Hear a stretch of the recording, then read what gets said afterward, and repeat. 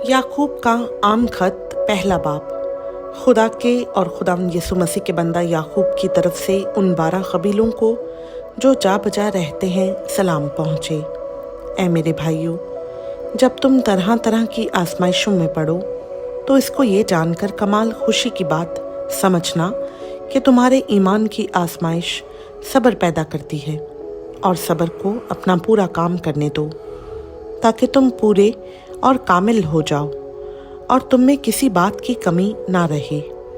लेकिन अगर तुम में से किसी में हिकमत की कमी हो तो खुदा से मांगे, जो बग़ैर मलामत किए सबको फ्यासी के साथ देता है, उसको दी जाएगी।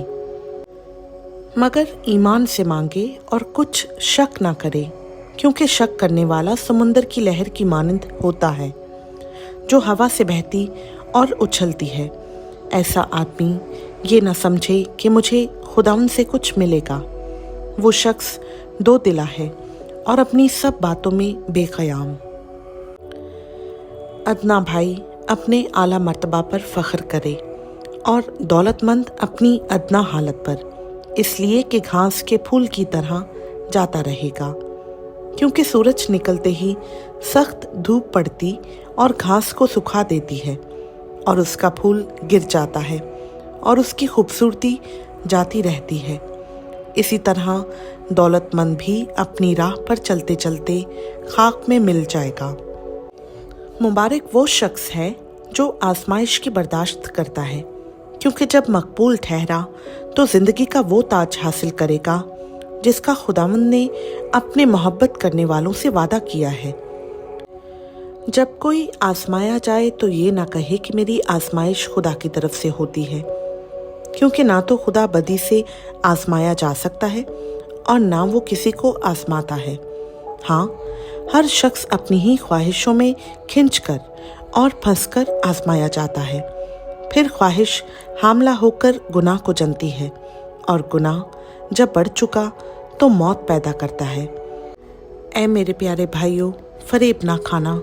हर अच्छी बख्शिश और हर कामिल इनाम ऊपर से है और नूरों के बाप की तरफ से मिलता है, जिसमें ना कोई तब्दीली हो सकती है और ना गर्दिश के सबब से उस पर साया पड़ता है। उसने अपनी मर्जी से हमें कलाम हक के वसीला से पैदा किया, ताकि उसकी मखलूकात में से हम एक तरह के पहले फल हों। ऐ मेरे प्यारे भाइयों, ये बात तुम जानते हो, बस हर आदमी सुनने में तेज और बोलने में धीरा और कहर में धीमा हो, क्योंकि इंसान का कहर खुदा की रास्तबाजी का काम नहीं करता। इसलिए सारी निजासत और बदी के फुजला को दूर करके उस कलाम को हलीमी से कबूल कर लो जो दिल में बोया गया और तुम्हारी रूहों को निजात दे सकता है।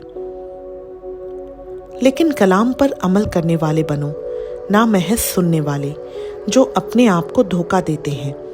क्योंकि जो कोई कलाम का सुनने वाला हो और उस पर अमल करने वाला ना हो, वो उस शख्स की मानंद है जो अपनी कुदरती सूरत आईना में देखता है, इसलिए कि वो अपने आप को देखकर चला जाता और फौरन भूल जाता है कि मैं कैसा था। लेकिन जो शख्स आज़ादी की कामिल शरीयत पर गौर से नज़र करता रहता है, वो अपने काम में इसलिए बरकत पाएगा कि सुनकर भूलता नहीं बल्कि अमल करता है। अगर कोई अपने आप को दीनदार समझे और अपनी ज़ुबान को लगाम ना दे बल्कि अपने दिल को धोखा दे, तो उसकी दीनदारी बातिल है। हमारे खुदा और बाप के नज़दीक खालिस और बेऐब दीनदारी ये है कि यतीमों और बेवाओं की मुसीबत के वक्त उनकी खबर लें और अपने आप को दुनिया से बेदाग रखें। खुदावंद का पाक कलाम का पढ़ा, सुना, समझा और कबूल किया जाना हम सबों के लिए बाइस बरकत हो। आमीन।